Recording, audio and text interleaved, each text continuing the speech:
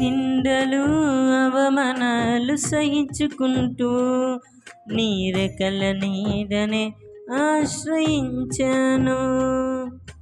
నిందలు అవమానాలు సహించుకుంటూ నీ రెక్కల నీడనే ఆశ్రయించాను.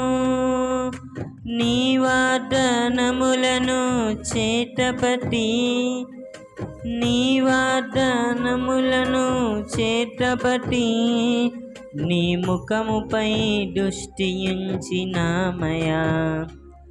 నీ ముఖముపై దృష్టించినామయా.